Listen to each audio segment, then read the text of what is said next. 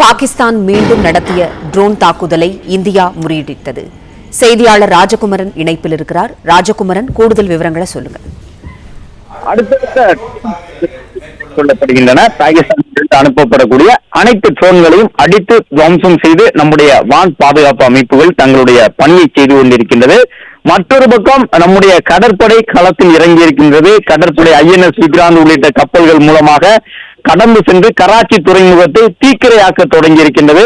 மற்றொரு பக்கம் இஸ்லாமாபாத்தை நம்முடைய வான்படை வீரர்கள் முழு கட்டுப்பாட்டுக்குள் கொண்டு வந்திருக்கின்றார்கள். அதாவது ஏவுகணைகளை செலுத்தி இஸ்லாமாபாத்தை முழு அளவிலாக எந்த பகுதியிலெல்லாம் விரும்புகின்றார்களோ அங்கெல்லாம் தாக்குதல் நடத்தி கொண்டிருக்கின்றார்கள். தயார் நிலையிலே இந்திய கடற்படையின் 26 போர் கப்பல்கள் இருக்கின்றன என்ற செய்தியை நாம் பார்த்து கொண்டிருக்கின்றோம்.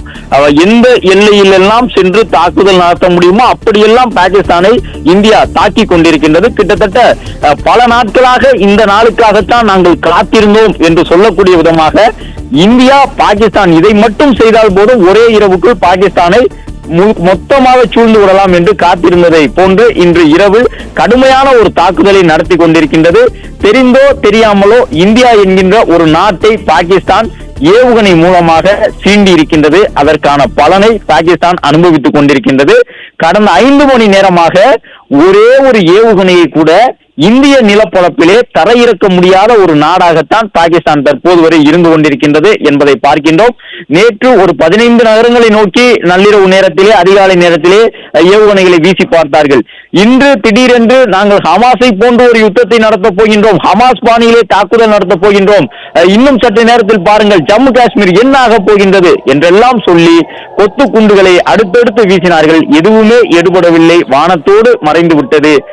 இந்த நிலையில்தான் தற்பொழுது நம்முடைய கடற்படை தன்னுடைய பணியை தொடங்கி இருக்கின்றது. வான்படை வீரர்களும் தரைப்படை வீரர்களும் முழு மூச்சோடு போரில் தங்களை ஈடுபடுத்திக் கொண்டிருக்கக்கூடிய சூழ்நிலையில் கடற்படை வீரர்கள் கராச்சியை கணக்கு செய்து நகர தொடங்கி இருக்கின்றார்கள். INS விக்ராந்த் உள்ளிட்ட கப்பல்கள் கராச்சியை தீக்கிரையாக்கக்கூடிய பணியிலே ஈடுபட்டிருக்கின்றன. 26 போர் கப்பல்கள் தயார் நிலையில் வைக்கப்பட்டிருக்கின்றன.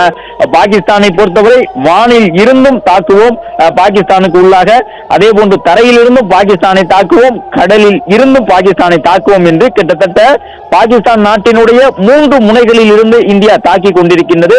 ஒரே ஒரு பகுதி மட்டும் விட்டு வைக்கப்பட்டிருக்கின்றது. அந்த பகுதியும் பாகிஸ்தான், ஆப்கானிஸ்தான், ஈரான் உள்ளிட்ட நாடுகளோடு எல்லையை பகிர்ந்து கொள்ளக்கூடிய பகுதியாக இருக்கின்றது.